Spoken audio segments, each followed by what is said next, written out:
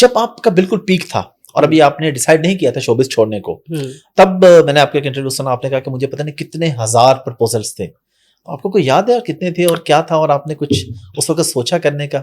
When I started my, جب میں نے اپنا کریئر شروع کیا تو obviously میں بتا رہی ہوں کہ it was a roller coaster ride. میری زندگی اتنی مصروف تھی کہ میں تو, مجھے میک اپ اتارنے کا بھی ٹائم نہیں ملتا تھا, because I used to live with my sister, جو میری بڑی بہن ہے.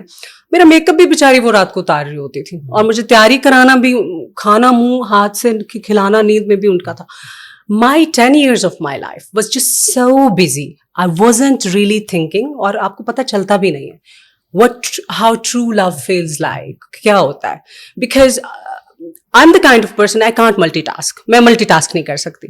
میں ایک چیز کرتی ہوں اور ایک ہی سنگل ٹریک پہ چلنے والا انسان ہوں. مجھ سے ایک کام کے ساتھ دوسرا کام نہیں ہوتا. And I was just so much into my career. مجھے نہیں پتا کتنے پرپوزلز آ رہے ہیں, کون کیا کہہ رہا ہے, کون پرپوز کر رہا ہے کون. But if you're not connected and if you feel something is not right, you just, how can you say yes to it? Thousands of proposals when I signed Swayamvar in India, because that was a show where شادیاں وغیرہ ہوتی ہیں, اس طرح کا کوئی شو تھا. India سے بھی تھے پھر. That was the time when مجھے میری ٹیم نے بتایا تھا کہ ہم نے ریکارڈ proposals 70,000 plus proposals تھے جو آپ کے لیے آئے ہیں نا. اور اس وقت بھی میں کہتی تھی اچھا ٹھیک ہے اوکے. تو it was a show.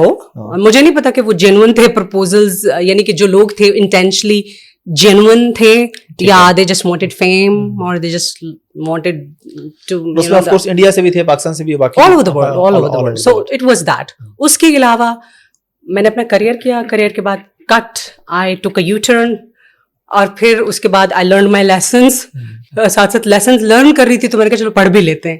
And now I'm here. So it was like that. اشمت Patel کو آپ نے نمازیں پڑھائیں, آپ لوگ یہ چیزیں تو آپ لوگوں نے نہیں بتائی. چلے میں پوچھ رہا ہوں آپ سے, تو نماز تو صرف مسلمان پڑھتے ہیں, تو کیا آپ نے ان کو, کیا وہ مسلمان تھے یا؟ He told me that ان کو یہ بہت اچھا لگتا ہے, because I used to pray there on Big Boss 2. تو مجھے کہتے تھے کیسے ہوتا ہے, it looks like a meditation. تو آپ مجھے سکھائیں گی؟ تو میں نے کہا پاسچر پہلے سیکھیں, بیچ میں پڑھتے کیا وہ بعد میں سکھاؤں گی, because you would not know. So he just learned the postures and everything. I don't know, he liked it, he asked me. تو میں نے کہا آپ سیکھ لیں.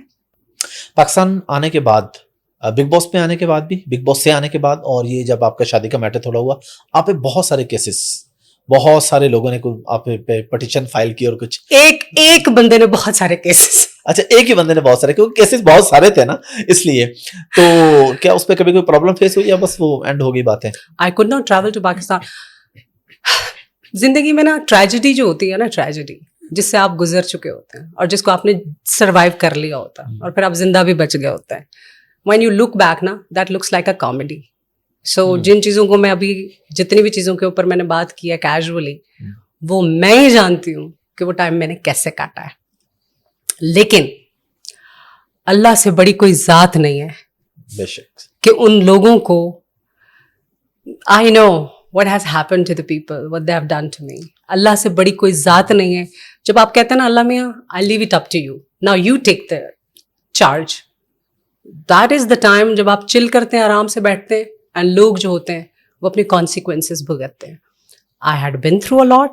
I had not committed anything. I was wearing a dupatta on the TV. God forbid, practicing Muslim ہوں, alhamdulillah, nothing that I did wrong. There were 196 FIRs on me. I could not travel to Pakistan for 2 years, and that was the time when I have been through hell. اور وہ time گزر گیا, میں نے جی لیا, میں بچ گئی, آج ادھر بیٹھی ہوں. It looks like a comedy now, but it was the biggest tragedy of my life. دھمکے ملی کبھی؟ Back in Big Boss days, yeah. Direct from the core ملتی تھی. Like there were big organizations جن کے ہیڈس خط بھی لکھا کرتے تھے پاکستان میں. Actually back in time, India میں تو ٹھیک ہے, بیک ان ٹائم, نو آئی پاکستان کی بات ہے. بیک ان ٹائم ایک ٹائم پہ ایسا تھا کہ آرٹسٹوں کے لیے ٹائم بہت مشکل تھا. I was not the only one, سب کو ملتی تھی. تھیٹرز جلا دیے گئے تھے, چیزیں جلا دی جاتی تھی. 2010 کی بات کر رہے ہیں نا ہم, تو آئی was not the only one because I was the leading actor. تو مجھے بھی رگڑ دیا, دھمکیاں ملتی تھیں, سب کو ملتی تھی, مجھے بھی ملتی تھی.